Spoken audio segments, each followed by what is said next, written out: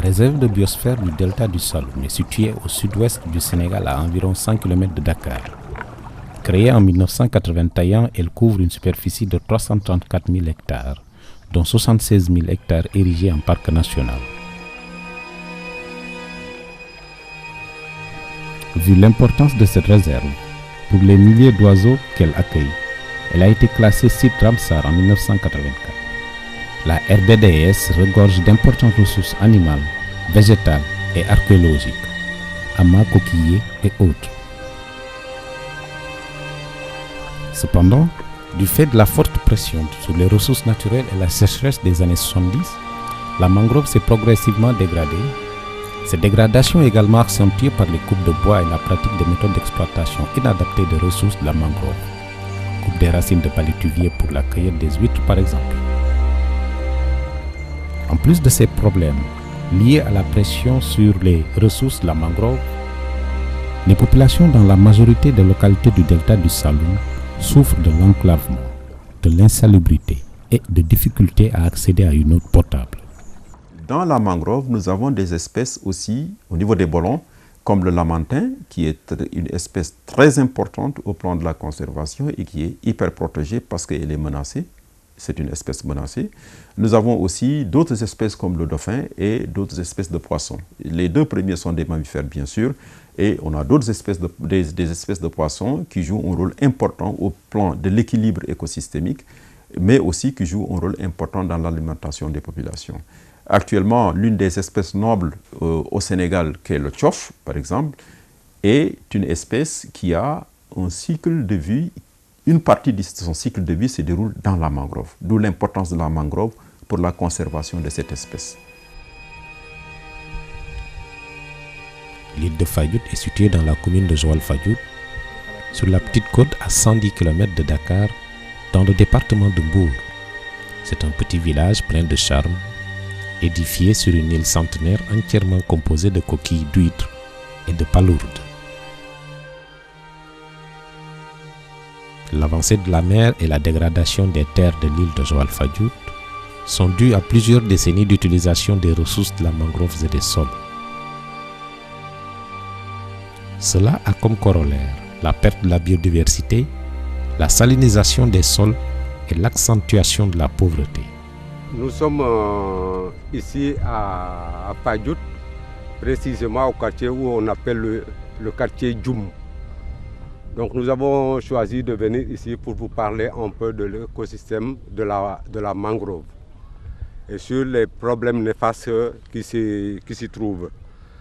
Je me rappelle quand on était enfant, il y a 45 ans, 50 ans de cela, tout cet espace vide n'existait pas. C'était plein de mangroves. J'en ai pour preuve, si vous voyez là, c'est les troncs qui restent là, des mangroves qui étaient tout autour de cet espace-là. Alors maintenant, on est arrivé là pour montrer à la face du monde l'écosystème de la mangrove et tous les problèmes néfastes que ça pose. En raison de la croissance de la population et l'extrême pauvreté, la migration interne vers les zones côtières a augmenté rapidement. Cette population est à la recherche de ressources provenant de la mangrove.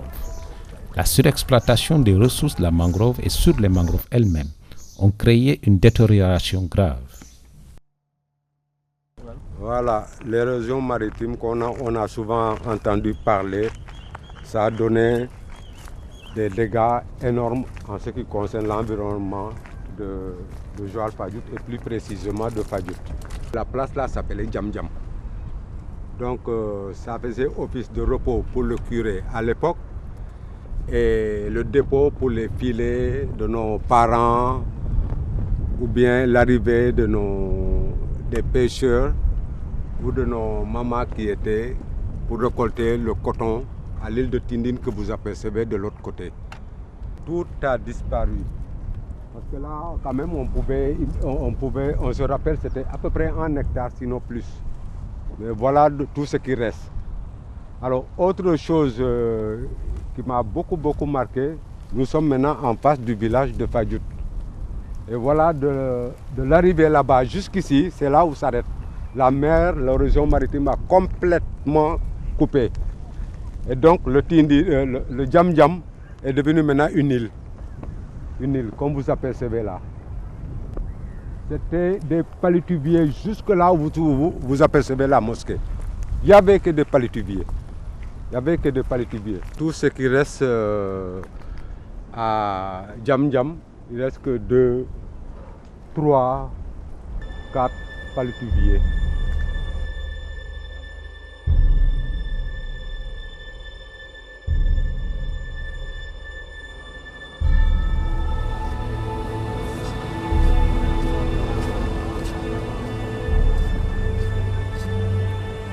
Bien qu'aujourd'hui, les implantations humaines au niveau de la frange côtière, donc de la côte jusqu'à 50 km à l'intérieur, reçoivent la majeure partie des populations actuellement du Sénégal.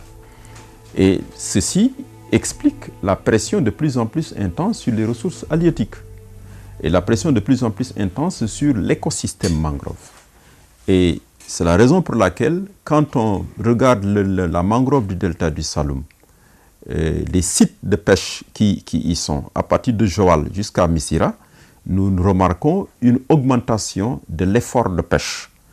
Les populations qui sont venues s'implanter au niveau de ce littoral n'étaient pas à l'origine des individus qui s'adonnaient à cette activité-là. Mais à cause de leur implantation à côté de la mer, à côté des bolons, donc, et aussi devant l'absence de travail, donc il y a eu une main-d'œuvre qui s'est de plus en plus intéressée aux activités halieutiques. Et c'est ce qui explique aussi la présence de plus en plus importante d'une main-d'œuvre à tous les niveaux de la pêche, depuis les captures jusqu'à la transformation, en passant par le mareyage.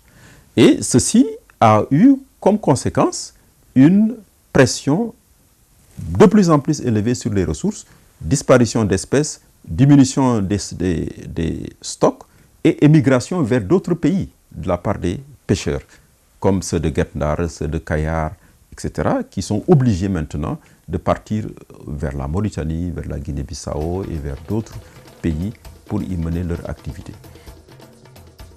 Face à cette situation, le programme de microfinancement du Fonds pour l'environnement mondial, le PMF-FEM, est un mécanisme financier permettant l'appui et la promotion d'initiatives et d'actions communautaires visant à faire face aux grands problèmes d'environnement à travers la mise en œuvre de projets relatifs à 5 domaines de priorité du FEM. La diversité biologique, le changement climatique, les eaux internationales, la gestion durable des terres et les polluants organiques persistants. Donc les femmes sont contraintes de couper la mangrove pour pouvoir trouver de l'énergie pour leur cuisson. Et en coupant cette mangrove, c'est l'avancée de la mer, et l'avancée de la mer entraîne la salinisation des sols. Cette salle, pour quelqu'un qui connaît bien le village de Fadiout, qui est un village pêcheur, mais un village d'agriculteurs, aujourd'hui plus assez de terre pour cultiver, les greniers sont vides, on les voyait un peu partout, on ne les utilise pas. Il y avait aussi la riziculture qui était développée, parce que ça a disparu. Les huîtres qui connaissaient Fadiout, les fruits de mer que l'on trouvait en quantité à Fadiout sont déjà, la diminution est nette. Ce qui fait qu'aujourd'hui, ce manque à gagner pèse lourdement sur la population, mais aussi sur les revenus du Sénégal, parce que beaucoup de zones de l'intérieur venaient s'approvisionner à Fadiout en fruits de mer. Aujourd'hui, ils sont contraints d'aller ailleurs pour les trouver. Et c'est réellement la régression de l'économie au niveau de la zone et au niveau national.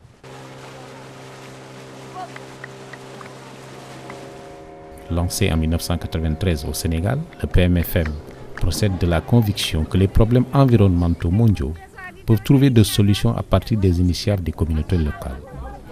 Les activités de restauration de la mangrove dans les zones dégradées, entreprises par les populations dans le cadre des différentes interventions du PMFM, consistent en une régénération assistée.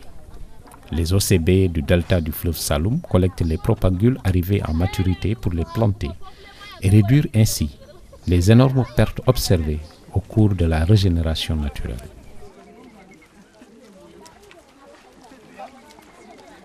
li tax ñu mën lii tey c'est grâce au financement du FEM ak Compact moo tax ñu mën lii parce que dañu ki yoon ay formation pour jàng naka la ñuy reboiser ak naka la ñuy xàmmee propagule bu baax ak bu bon bi moo tax lii tey ñu mën ko ba di jàngalaate parce que am na yeneen ñoo xamante ne dañuy jóge ci ay yeneen dëkk di ñëw di jàng fii naka la ñuy defee reboisement. 4 148 000 propagules ont été plantés sur une superficie de 549 hectares.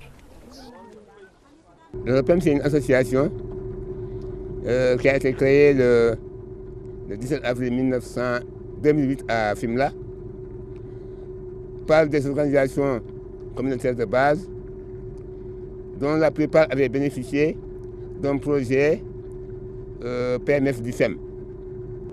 Nous avons eu à restaurer 120 000 hectares de mangroves qu'on a reboisés. Nous avons également planté 40 000 plants d'abyssiniens. Nous avons aussi pu restaurer 110 hectares de terres dégradées en reboisant la mangrove. Et également, nous avons eu à confectionner 600 ruches pour le développement de l'apiculture que nous avons mis à la disposition des groupements, ainsi que 50 000 collecteurs d'huîtres qui ont été créés pour le développement de l'hostiliculture. Nous avons eu à restaurer 110 hectares de terres dégradées avec une production de 400 tonnes de riz. L'Afrique est très déficitaire en matière d'énergie et pourtant, durant presque toute l'année, elle a le soleil qui brille très fort dans le ciel. Soleil qui est d'ailleurs une source intarissable d'énergie. L'énergie, c'est le moteur du développement. Même pour manger, il faut avoir de l'énergie. Et pour trouver cette énergie, cuisiner et sécher, les femmes sont obligées d'attaquer directement la mangrove. Et en attaquant la mangrove, ils ne savent pas qu'ils détruisent et ils ont des conséquences très graves.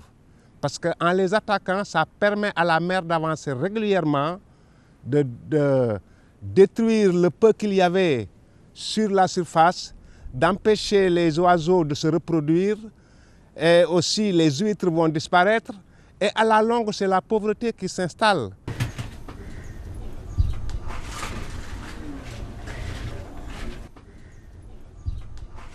Autre problème souvent négligé, la fumée de bois comme la fumée de cigarette et des produits toxiques peut dans certains cas être la cause de cancer.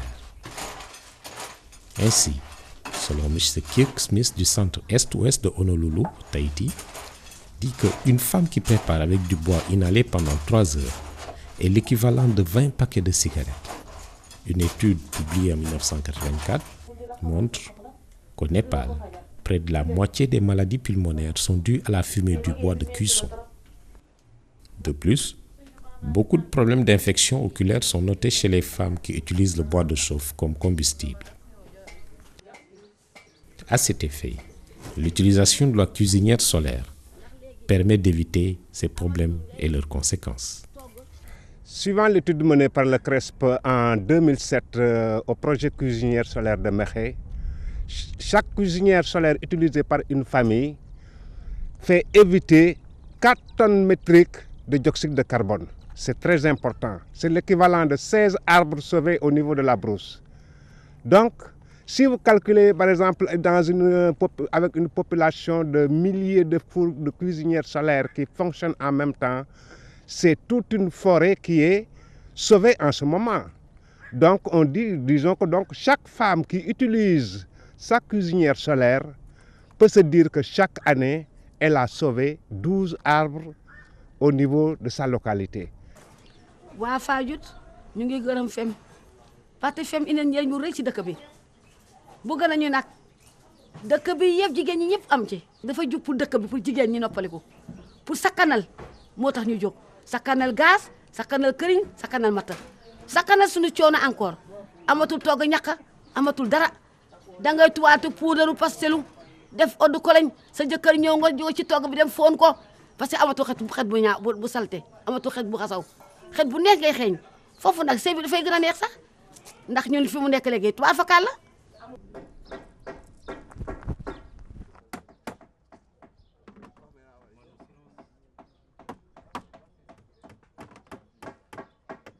Des séminaires de formation ont été organisés dans plusieurs localités pour la construction de fours solaires. Ces cuisinières solaires seront construites par les artisans et elles seront affectées au groupement de femmes qui seront chargées de les ventiler au sein des familles conformément aux conditions d'attribution qui seront mises en place par le comité de gestion. Au-delà, les menuisiers vont poursuivre la fabrication ou les réparations des cuisinières au niveau des ateliers en fonction de la demande.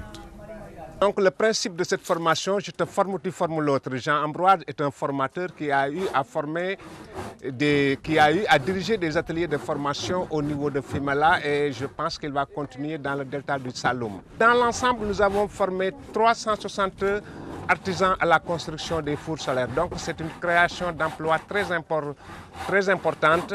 Et ces menuisiers qui sont formés sont des relais et comme Ambroise, dans chaque atelier, à la fin de la formation, ils ont pour mission de former d'autres. Nous, les menuisiers, ouais, en même temps, nous avons une formation four. Nous permettre de nous exhiber de Kabi, de former les boys next de Kabi, des bases comme bi. Parce que les boys n'ont pas de Kabi, de fouiller dara.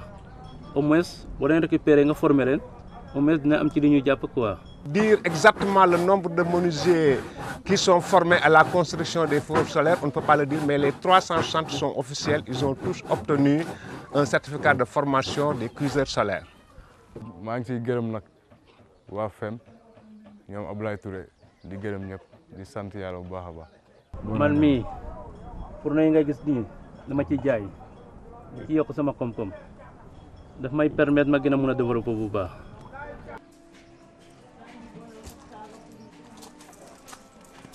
La cuisinière solaire mise au point par M. Abdoulaye Touré allège les tâches ménagères, diminue les dépenses des foyers africains et préserve l'environnement. De plus, constituée à 80% de matériaux locaux fabriqués au Sénégal, la cuisinière solaire participe à l'économie locale et à la lutte contre le chômage. li may defar ci gâteau four bi moo daax li nga xam ne moom laa daan def ci bu fourneau bi bu mata bi gâteau gi nekk na loo xam ne dafa am njëriñ ci man am njëriñ ci sama njaboot te dinaa ciy faj sama soxla di ci faj soxla xale yi di ci fayaale école vraiment mu nekk loo xam ne baneex bu baax la ci man ak sama morom yi léegi ñu dañu bëgg waa dëkk bi yëpp ku nekk am ci fourneau solaire yi ñu jàngal leen ñoom ñu xam njëriñu four bi li ñuy tekki ci ñun. Ma première satisfaction en créant les fours solaires, c'était d'abord de contribuer à la préservation de l'environnement, à la santé des populations et à l'amélioration des conditions de vie des femmes.